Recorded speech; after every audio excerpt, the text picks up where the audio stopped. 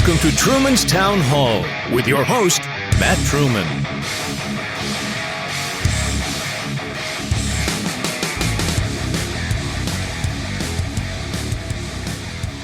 Hello, this is Matt Truman coming to you recorded live. I don't know why I say it like that. So I'm heading to the store. I gotta pick up coffee, some creamer. Don't judge me, because I'm picking up pumpkin spice. Don't judge me. I'm doing it. Hope everybody's doing well today. I figured I'd throw a podcast out there in between things today. Got a lot of things to get done. Hope everybody's doing well. If you hear the turn signal and everything else, I apologize. But you're in a ride. You're riding with me. All right? You're in the passenger seat. Let's just have a conversation. So, the work session, Huber Heights City work session. It's came, it's went. I watched about the first 30 minutes of that work session. And then I went to dinner with some friends. And then after dinner, I caught the tail end. Well, when I pulled it up, it said that they were back for an executive session. Now, if you remember last episode, Shots Fired, you would remember we talked about the courts. We talked about going to the Northeast Metro Republican Club meeting and listening to Judge James Purges discuss his campaign, his candidacy, and also talk about keeping the court building in the city of Huber Heights and how those negotiations has stalled. And in his opinion, it was because the city manager was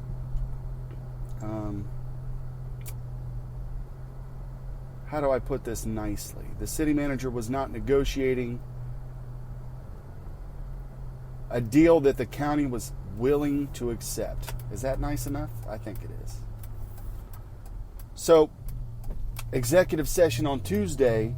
This is how it started, and then it's what happened when they came out. I'll play that clip.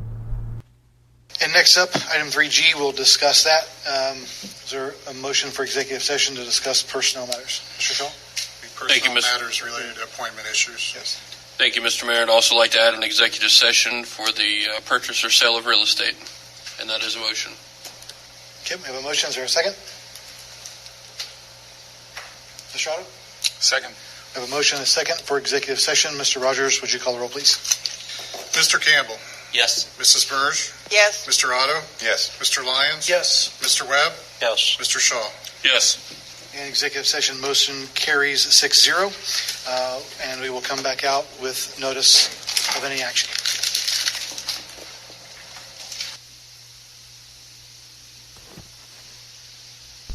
They went into executive session. This is the pause in the video. Now they're back. You ready?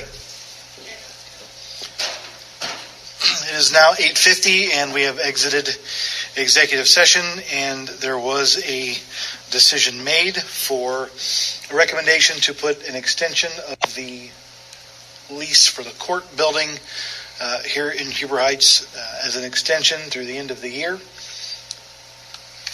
And then a letter will also be sent to the county commissioners inviting them to a joint meeting to discuss that lease further in good faith negotiations. So that was a decision made for the extension of the lease to the end of the year. Are there any objections of this council to moving that lease extension to the end of the year to Monday's council meeting? Okay, and seeing no objections and with a quorum, we'll see that legislation on Monday's meeting, along with a letter to be sent to the commissioners. Yes, and one last thing. Okay, so they came out of executive session after our podcast and after the Republican meeting. They had an executive session on. So who knows what's going to happen on Monday? Who knows where the discussion is going to go? What we do know is they have talked about a 3-month extension. A 3-month extension for the county building. So I will be paying attention to that, because there are certain things I think we all need to pay attention to. Some things come up, like the roof. Remember the roof on the police and the court building?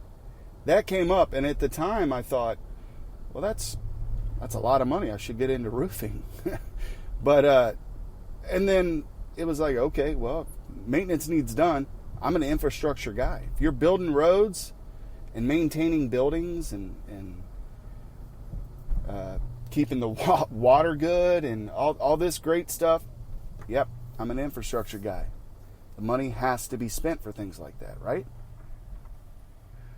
So one thing I'm not too sure on, because I sent out a public records request, I was under the impression, and I was talking with some folks after I left the Republican meeting, I was like, hey, what's up with this court building, and why is it like this and that, and why is it so difficult to make sure it's here? It's going to help the police officers who have to go to court. It's going to help those of us who get speeding tickets. I could go on a sidebar and tell you about how I got pulled over the other day, and it was the quickest police stop I've ever had in my life. But I won't. The court building will help all of us, right? So we need it here in Huber Heights. We need to maintain it. I remember when it was, that shopping center across from Hardee's. I remember when the court building was there. That long ago. But yeah, we need to keep it here in Huber Heights. It's very important. So I inquired about the roof. And I was told that the person believed that the police station was done, but the court building wasn't. So I got to thinking, how can that happen? Who amends that legislation? I never saw an amendment. I never saw a veto of the legislation. All I saw, and I'll play it for you. I'll play it for you real quick. Next up, item 3E, request for proposals, roof at the police division building. Yes, Mr. Gray. Yes, I'm here to speak for Chief Leitner. Due to the fact some of these items, the legislation that you currently see in front of you, one item that's going to be added to that will be, with the current legislation that you'll see on Monday, will be the court building as well. Some of these aspects have come into play as far as nickel and diming us by the thousands of dollars for the flat roofing. It's not so much the shingle roofing of the two buildings themselves. What this is the flat roofing areas that have basically deteriorated and become into disarray and need repaired. Those areas, some of them have been about 15, 20 years old. The courts building, I know, it's brand. It was never been replaced. So these are things that just kind of need to be moved forward. And I'd ask that you pass for legislation, the amended legislation, with added to the court building, and the amount will be $185 rather than the amount that you see in here, with the addition of the court building and the police building. Just kind of the cost-saving things. While we're getting one done, we're kind of just try to tie in all at once, because they're all kind of nickel and diming us to the rate of about a couple $1,000s a year just to keep repairing them. I'm happy to answer any questions at this time. Yes, Mr. Shaw. Thank you. Mr. Schomer, this one's directed at you. Could you give a brief explanation on the importance of the U.S. Communities Agreement that we have that's also in partnership with the National League of Cities, and how that's going to help facilitate this particular purchase? Yes, there's a common trend for this type of contract, a utilization of this contract. Consider it a consortium, a national consortium, to be able to use the power of an already bidded contract and extend it out to other members. And when you have a company on a national level bid their services rather than an individual local bid, obviously you can have greater impact and greater cost savings. In addition, this type of bid in this service is a trend where also is seen in some construction where you have the contractors assume and take all risk. This is a situation where you would have this company, being Garland, and DBS is called something building services. Anyways, Garland, they basically conduct and hold all the localized bidding under their U.S. bid, and then guarantees the work for the price that they get that they give. In other words, for change orders and things like that, their price is essentially all in. being able to utilize that taps into additional resources that we normally wouldn't have access to. For instance, the bid that this is based on, I believe, originated for the service somewhere out, I believe, in Georgia, if I'm not mistaken, if the website said. So utilizing the work done to identify the work that goes behind writing the RFPs and the bid specs. If you need roof repair done and it matches that, you're utilizing the efforts and the work done and already competitively bid out to procure this service of Garland, who would be, think of it as a project manager for identifying and doing the work and the repairs to the roof. So we've used U.S. Communities on one other project.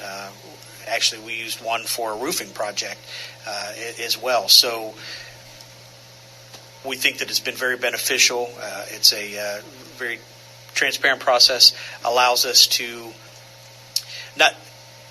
not bid the use of this U.S. Communities bid, but they will conduct their own bidding in compliance with what's spelled out in the specifications for the U.S. Communities program. Yes, we'll bid out the contractors. Correct. Yes. Excellent. Thank you so much. Quick question, Mr. Gray. Do we know the life expectancy of the roof that's going to be repaired and replaced at the court and police building? 25 to 30. Perfect. That's excellent. That's all I've had. Thank you, Mr. Mayor. The genesis of this is that the police division already had plans because they experienced a significant roof leak. Suddenly, we had this roof repaired through a source that we handled outside of U.S. Communities, and that has failed prematurely. So, utilizing the specs and the materials that were done through this contract, we feel will yield much better results. And also, Mike was working on some of the repairs for the courts facilities. And in combination of the discussions, we said, well, let's just go ahead and put them together rather than this week do police and then come back with another resolution talking about repairs for that. So the phrasing of it, the request for proposals will be for public facility roof repairs, and then we'll just take the word police out and have that amount to incorporate what's estimated to be $125 for the police and the additional 60 for the courts. So concept's the same. Not going to be specific to just police when we amended and included in for Monday's packet. Any other questions or comments? Unless council would prefer to keep it as it was provided tonight, and we can bring the other one separately, whichever you prefer. Any objections to moving forward with the proposal as made by Mr. Gray? Okay, seeing none, move this to the meeting. Okay, now we'll go ahead and play the vote. Next up, we have item number 12L. Mr. Rogers, please. Item 12L, a resolution authorizing the city manager to utilize the U.S. Communities Program to enter into an agreement with Garland DBS Incorporated for services related to the repair and replacement of certain sections of roof on city-owned public facilities and waiving the competitive bidding requirements at the first reading. Mr. Schomer? As we saw this originally presented as repairs to the police facility during the work session, we also found that we were working collaterally to do repairs to the court facility. Therefore, the title of the legislation and the cost was increased, the additional $60,000. This allows us to utilize the U.S. Communities Program to identify the specific type of roofing materials needed for a 25-year warranty on the flat roof areas. The U.S. Communities contractor will then conduct open bidding through local sources to provide that work and handle that on our behalf. And it is recommended that we consider this resolution for adoption tonight so we can begin that process. And council's recommendation at the work session was to adopt this item this evening. Have a motion? Mrs. Burge? Motion. Move to adopt. We have a motion. Have a second? Mr. Lyons? Second. A motion and a second. Any discussion? Mr. Rogers, call the roll, please. Mr. Morgan? Mr. Campbell? Yes. Mrs. Burge? Yes. Mr. Lyons? Yes. Mr. Hill? Yes. Mr. Webb? Yes. And motion carries 6-0. Okay, so at this point, the two roofs for the police station and